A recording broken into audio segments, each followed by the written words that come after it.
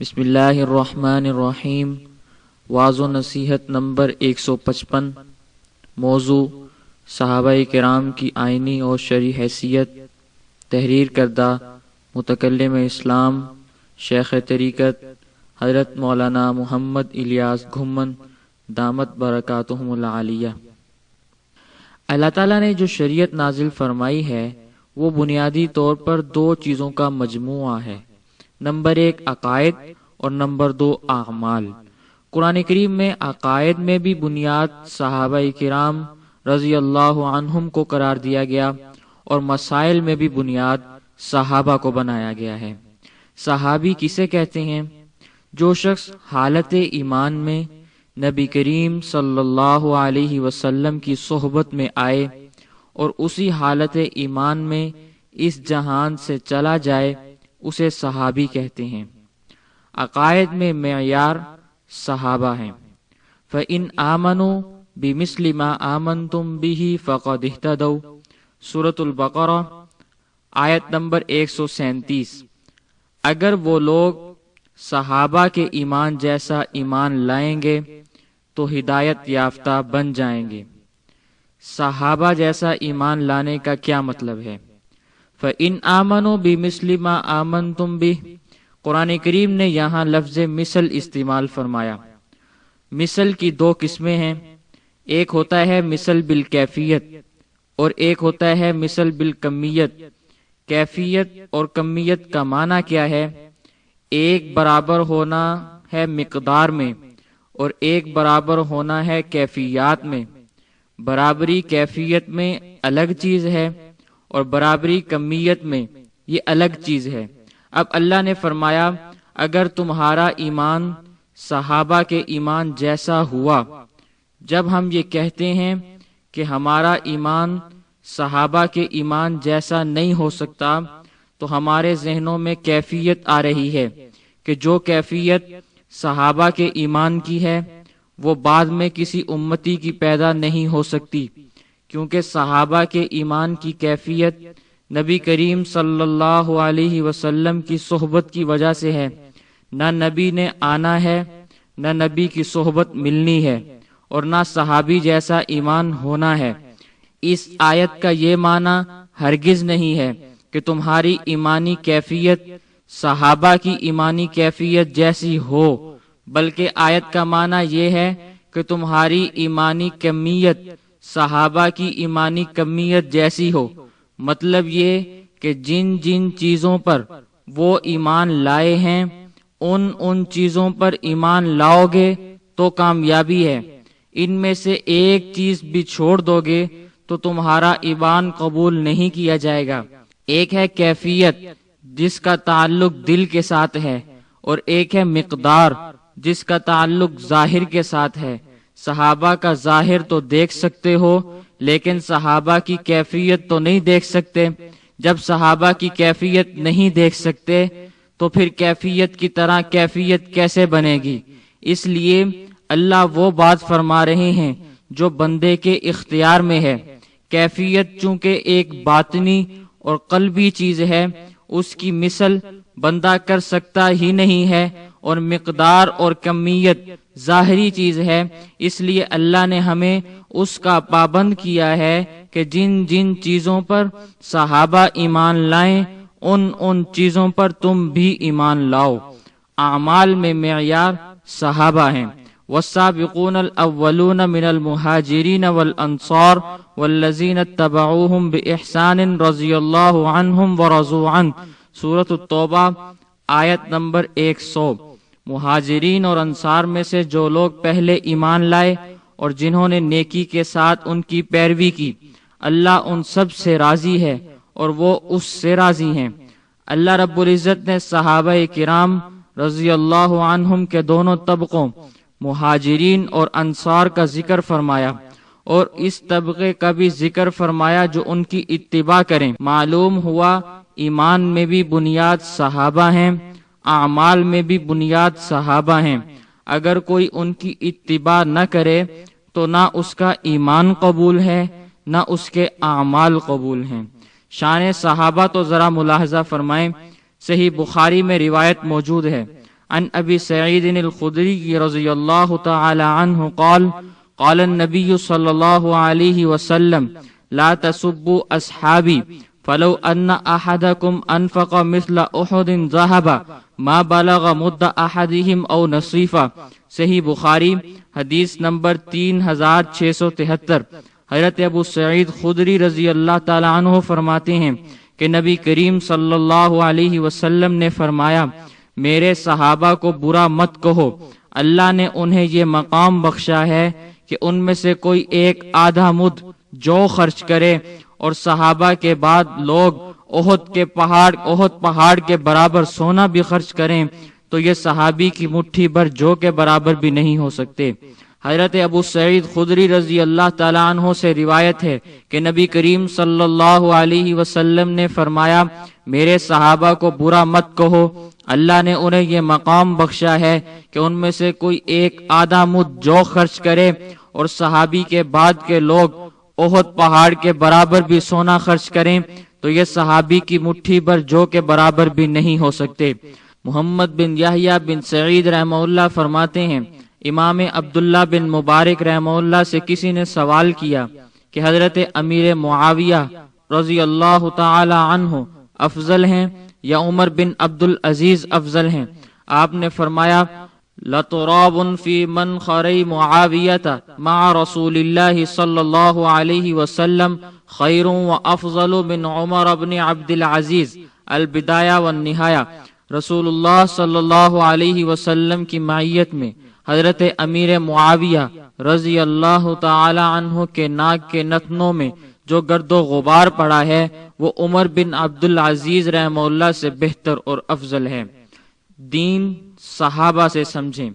جامع ترمذی میں روایت موجود ہے عن عبداللہ ابن عمرو رضی اللہ تعالی عنہ قال قال رسول اللہ صلی اللہ علیہ وسلم لَيَأْتِيَنَّ عَلَىٰ أُمَّتِي مَا أَتَىٰ عَلَىٰ بَنِي إِسْرَائِيلَ حَذْوَ النَّعْلِ بِالنَّعْلِ حَتَّىٰ إِن كَانَ مِنْهُمْ مَنْ أَتَىٰ أُمَّهُ عَلَانِيَةً لَكَانَ فِي أُمَّتِي مَنْ يَصْنَعُ ذَلِكَ وَإِنَّ بَنِي إِسْرَائِيلَ تفرقت على 72 ملة وتفترق أمتي على 73 ملة كلهم في النار إلا ملة واحدة قالوا ومن هي يا رسول الله قال ما أنا عليه وأصحابي۔ جامع ترمذی حدیث نمبر 2641۔ حضرت عبداللہ بن عمر رضی اللہ تعالی عنہ سے روایت ہے کہ رسول اللہ صلی اللہ علیہ وسلم نے فرمایا میری امت پہ بالکل وہی حالات آئیں گے جو بنی اسرائیل پر آئے تھے، حتیٰ کہ اگر بنی اسرائیل میں کوئی ایسا بد کردار گزرا جس نے اپنی ماں سے منہ کالا کیا تو میری امت میں بھی ایسا بندہ آئے گا جو ماں سے منہ کالا کرے گا، یعنی حالات اتنے خراب ہو جائیں گے۔ پھر فرمایا بنی اسرائیل 72 فرقوں میں تقسیم ہو گئی تھی، میری امت میں 73 فرقے ہو جائیں گے، یہ سارے فرقے جہنم میں جائیں گے، صرف ایک جنت میں جائے گا۔ جنت میں جانے والا وہ ہوگا جو دین مجھ سے لے گا اور مانا میرے صحابہ سے لے گا۔ تمام کے تمام صحابہ محفوظ ہیں، پیغمبر کی ذات معصوم ہے، اللہ اپنے نبی کو گناہ سے بچاتے ہیں، اور صحابہ محفوظ ہیں۔ محفوظ کا معنی یہ ہے کہ صحابی سے گناہ ہو جاتا ہے لیکن اللہ اس کے نامہ اعمال میں باقی رہنے دیتا نہیں۔ نبی اکیلا معصوم ہے، صحابی اکیلا مومن ہے، صحابی اکیلا عادل ہے، صحابی اکیلا حجت ہے، صحابی اکیلا معیار ہے، اور جب سارے صحابہ کسی مسئلے پر جمع ہو جائیں تو ایسے ہی معصوم ہیں جیسے نبی تنہا معصوم ہوتا ہے۔ صحابہ تنقید سے بالا تر ہیں۔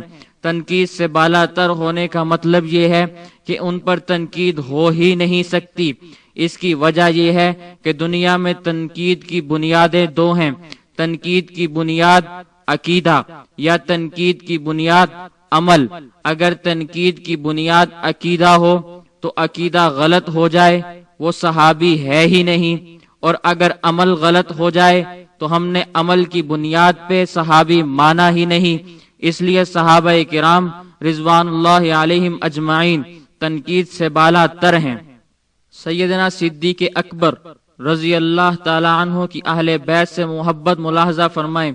صحیح بخاری میں روایت موجود ہے، فتکلم ابو بکر رضی اللہ تعالی عنہ فقال والذی نفسی بیدہ لقرابۃ رسول اللہ صلی اللہ علیہ وسلم احب الی ان اصل من قرابتی۔ صحیح بخاری حدیث نمبر 3712۔ سیدنا ابو بکر صدیق رضی اللہ تعالی عنہ فرماتے ہیں کہ مجھے قسم ہے اس ذات کی جس کے قبضے میں میری جان ہے کہ رسول اللہ صلی اللہ علیہ وسلم کے قریبی رشتہ داروں جن میں اہل بیت بھی داخل ہیں ان سے حسن سلوک کرنا مجھے اپنے قریبی رشتہ داروں سے صلہ رحمی کرنے سے زیادہ محبوب ہے۔ حضرت سیدنا حسن بن علی رضی اللہ تعالی عنہ سے سیدنا صدیق اکبر عنہ کی محبت ملاحظہ فرمائیں۔ سنن الکبریٰ میں روایت موجود ہے، عن عقبۃ بن الحارث رضی اللہ تعالی عنہ قال انی مع ابی بکر حین مر علی الحسن فوضعه على عنقه ثم قال بأبی شبیہ النبی صلی اللہ علیہ وسلم لا شبہ علی وعلی معه فجعل يضحك۔ سنن الکبریٰ للنسائی حدیث نمبر 8105۔ حضرت عقبۃ بن الحارث رضی اللہ تعالیٰ عنہ سے روایت ہے کہ وہ حضرت صدیق اکبر رضی اللہ تعالیٰ عنہ کے ساتھ تھے۔ راستے میں حضرت حسن رضی اللہ تعالیٰ عنہ کو دیکھا تو ان کو محبت کے ساتھ اپنے کندھوں پر اٹھا لیا اور ان سے فرمایا میرے باپ آپ پر قربان، آپ نبی کریم صلی اللہ علیہ وسلم کے زیادہ ہم شکل لگتے ہو بنسبت حضرت علی المرتضیٰ کے۔ حضرت علی رضی اللہ تعالیٰ عنہ یہ سارا معاملہ دیکھ کر مسکرانے لگے۔ حضرت سیدنا فاروق اعظم رضی اللہ تعالیٰ عنہ کی حضرت فاطمہ رضی اللہ تعالیٰ عنہا سے عقیدت ملاحظہ فرمائیں۔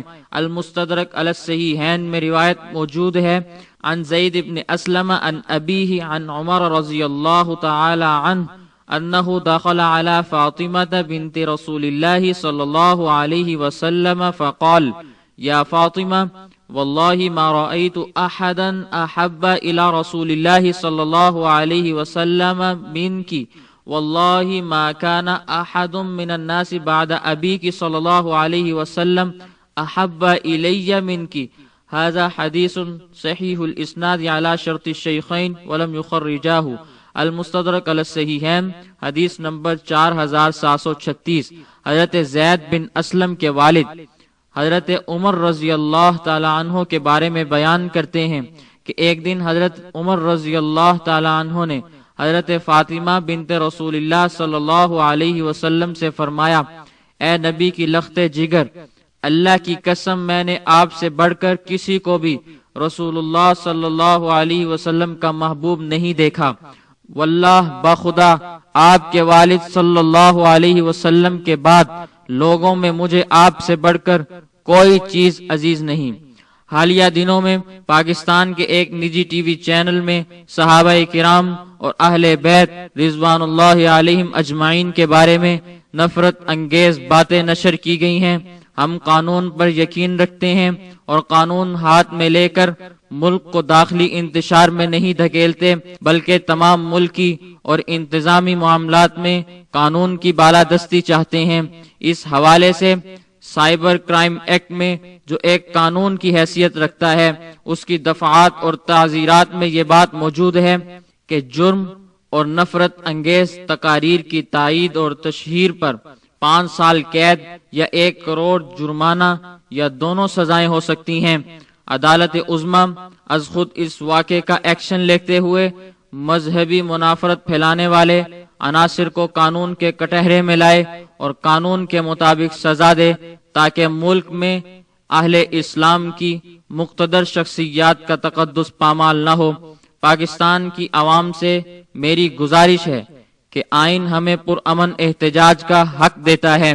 ایسے معاملات میں احتجاج کے لیے Pakistan electronic media regulatory authority PEMRA کے نام سے ادارہ موجود ہے۔ ملک کو حساسیت سے بچانے کے لیے ایسے تمام افراد اور اداروں پر کڑی نظر رکھیں جو ملک کی استحکام اور سالمیت کو سبوتاج کرنا چاہتے ہیں، بالخصوص ایسے ٹی وی چینل جو مذہبی اشتعال پھیلانے میں ملوث ہیں، آپ اپنا احتجاج ریکارڈ کروائیں یا ای میل پر اپنا احتجاج ریکارڈ کروائیں تاکہ پیمرا قانونی طور پر انہیں ضابطۂ اخلاق کا پابند بنائے۔ کال کرنے کے لیے آپ اس نمبر پر رابطہ فرمائیں 0800 736 72 اور ای میل کرنے کے لیے complaints@pemra.gov.pk۔ اللہ تعالی ہم سب کو صحابہ اور اہل بیت کرام رضوان اللہ علیہم اجمعین سے سچی محبت عطا فرمائے، آمین، بجاہ النبی الامی الکریم۔